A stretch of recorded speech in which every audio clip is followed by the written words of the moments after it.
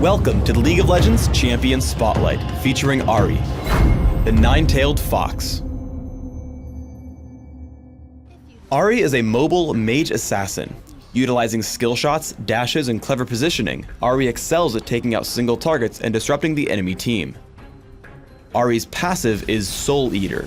Every time one of her spells hits an enemy, she gains stacks of Soul Eater. Once it reaches its cap, her next spell will enjoy significantly increased spell vamp.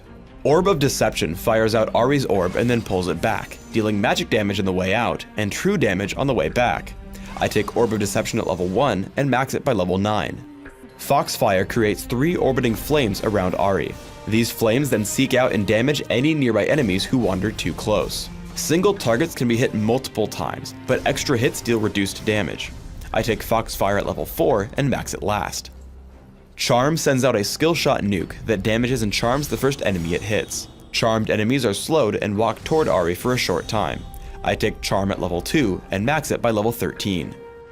Ahri's ultimate is Spirit Rush. When activated, Ahri dashes toward the cursor and damages 3 nearby enemies. Ahri may dash twice more within a few seconds of first using Spirit Rush before it goes on cooldown. In early laning, I make sure to count the charges on Soul Eater. Once I've capped it out, I use Orb of Deception to hit as large of a minion wave as possible, returning the most health I can.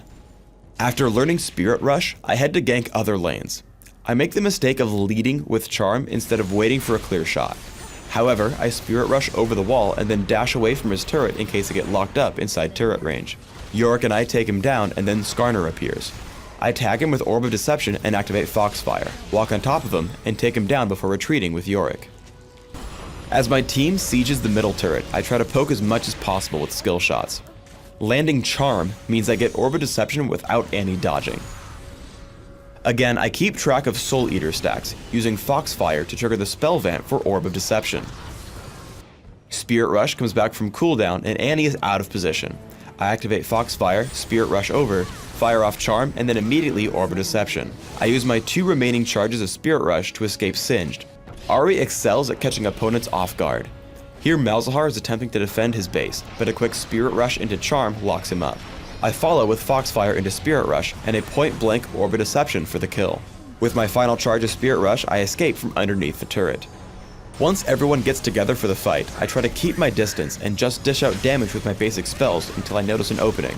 Once Lux gets low, I charge in with Spirit Rush twice, turning back to hit Singed and Skarner with Spirit Rush, Foxfire, and Charm. As Singed tries to escape, I flash for Orb of Deception, able to easily clean up Skarner in the resulting 4 vs 1 fight. Our opponents catch us near Baron. I open up on Skarner because I can't assassinate anyone with so many crowd control effects on the enemy team. We're able to kill him rather quickly as I use Spirit Rush not to dive onto enemy champions, but to damage the surrounding enemies, Skarner and Singed. Once Skarner falls, I look to take out squishier targets like Annie, landing Charm and Foxfire to pick up the kill. With most of their team dead, I'm able to play a little bit more aggressively by walking up to Singed for Orb of Deception and Foxfire, killing him. With the fight now 4 vs 1, I leave my team to clean up Lux as I head toward my minion wave to push down the enemy base. On Dominion, Ahri's all-out offense lets you really help your team out in larger fights. As we push onto the windmill, I land skill shots on Tristana and Dr. Mundo, activating Foxfire to help pick up Fizz. With Ignite and Orb of Deception, I wear my opponents down further. After, I decide I can go in for the kill on Tristana.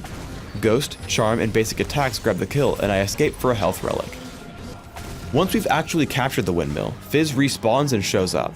I know with my remaining health I can only attempt to interrupt his captures, but once Alistar comes in to help, I try to bait him over.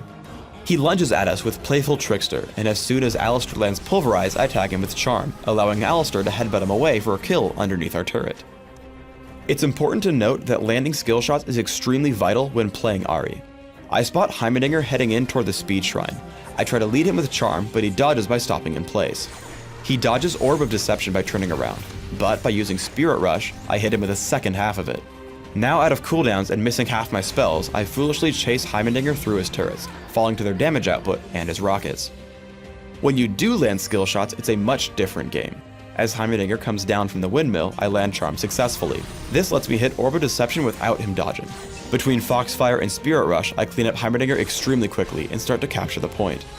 For runes, I take magic penetration marks, ability power per level seals, ability power per level glyphs, and flat ability power quintessences. This build is aimed at giving me the greatest possible magic damage at all stages of the game. My masteries are 2109, taking all the magic damage and ability power increasing masteries in offense, while taking bonus mana, mana regeneration, and increased neutral buff duration in utility. I take Ignite and Flash for summoner spells in Classic, subbing out Flash for Ghost in Dominion. In either case, I master all my summoner spells in their respective trees. In Classic, I open up with a Sapphire Crystal and 2 health potions. I upgrade quickly to Catalyst the Protector and grab Boots of Speed before upgrading further to Rod of Ages and Sorcerer's Shoes. I then start major ability power purchases through Ravenon's Deathcap, Will of the Ancients, and if required, Void Staff. I then buy a Lichbane and consider selling Rod of Ages for Rylith's Crystal Scepter. In Dominion, I take a similar build, but open with Prospector's Ring and Boots of Speed, while skipping the Rod of Ages. I follow the same path as before, taking Rabadon's Deathcap, Will of the Ancients, and seeing if I need Void Staff to combat my opponent's magic resist. Like in Classic, I also take Lichbane and Rylith's Crystal Scepter.